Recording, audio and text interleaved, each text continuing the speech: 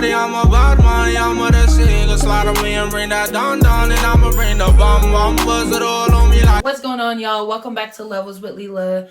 Today, I wanted to talk about mental health in the Polynesian community. The purpose of this video is really to spread awareness and to have the conversations and figuring out how we can support each other and how we can encourage others to start speaking up, speaking out against their abusers or whatever it may be, but also seeking help when they need it.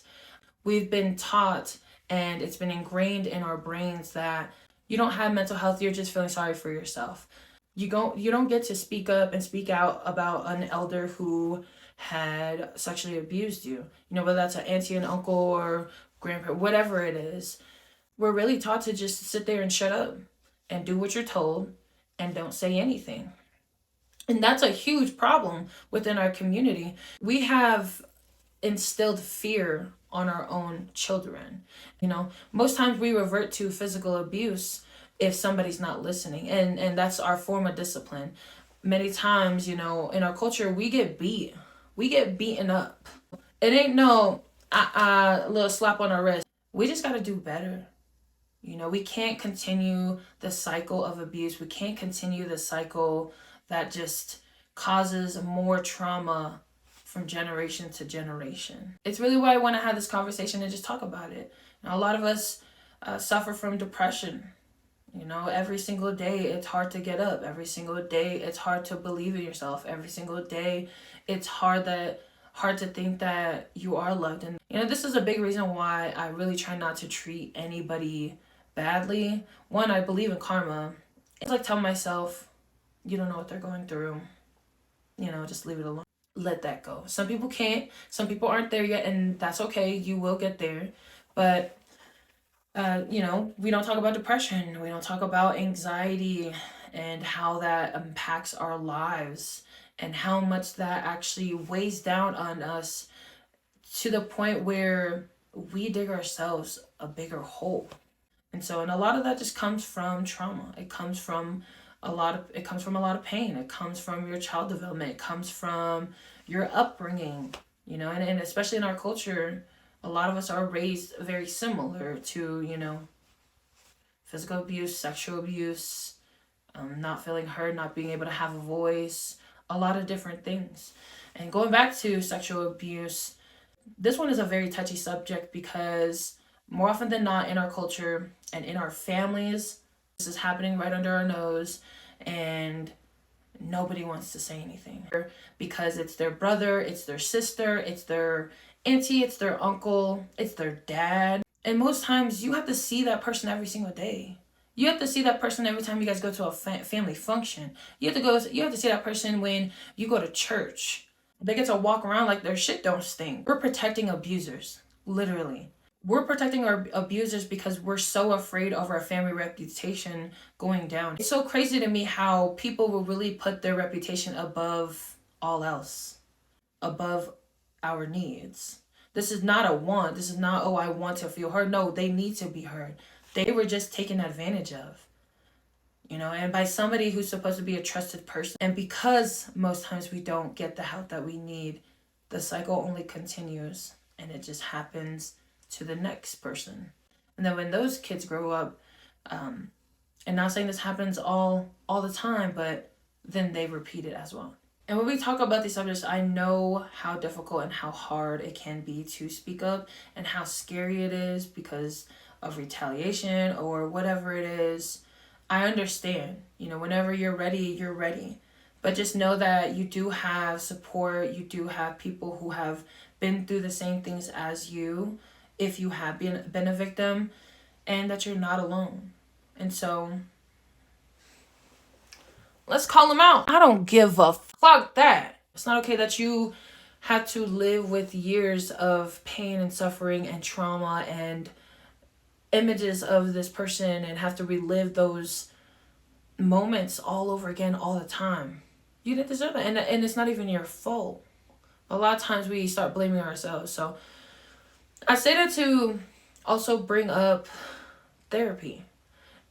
I understand that not a lot of people are for it. I understand that in my culture, it's not something that we do. But I'm bringing it up because at one point I had went through a lot of different things, and at one point I found myself in like a dark hole, and it's all about shifting your perspective and rephrasing a lot of different things that's going on in your head, and reaffirming yourself that of who you are, and that you are loved, and that you are deserving. At this time I wasn't in a good headspace, and I found myself in a dark hole, and I couldn't get out.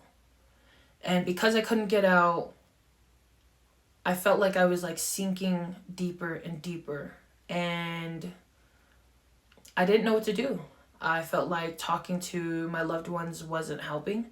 I felt like talking to my friends wasn't helping either. You know, I was working out, it wasn't helping. You know, I had a great job, the money didn't matter. And really what opened my mind up to therapy is when I went to college and I had studied psychology. That opened up my mind to so many different things, and how these events that we experience, both good and bad, affect us. I had a hard reality with myself, and I just said, you know, I think I need help. And if I don't get help soon, you know, I don't know what's going to happen. I have a lot of happy moments. I also have a lot of low moments and sad moments. I think I'm a very reflective person, and so I'm constantly in my head all the time.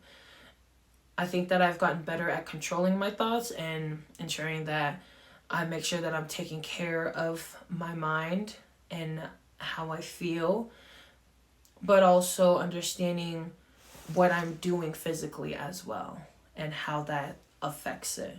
So I'm very real with myself. I'm very upfront about it. And at the end of the day, you know, I really tried to put the ball in my court at all times. It's not an easy thing to do. I think it took a lot of years of practice. It took a lot of years of praying and believing in myself and loving myself. And I still have a ways to go. I ended up going to therapy, and I went for a whole entire year. And it allowed me to understand the emotions that I'm feeling and to help me process through those emotions and figure out where that comes from and where that stems from. And so it helped me a lot, and I encourage all of you guys to try it, or at least consider it. Do your research. Ask me any questions on how it went too. I found myself more of an emotional person after that, because a lot of times before then I didn't like to cry. I always tried to hold it in, and I dissociated a lot to avoid crying.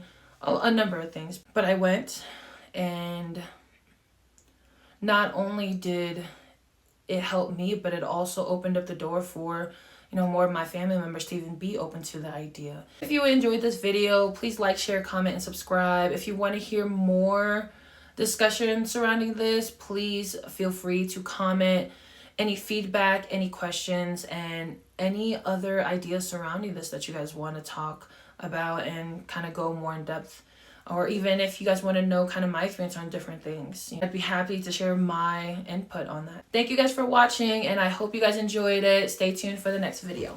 Love y'all. Wagwan, steady pushing for my purpose. Want that guala, guala. No mercy.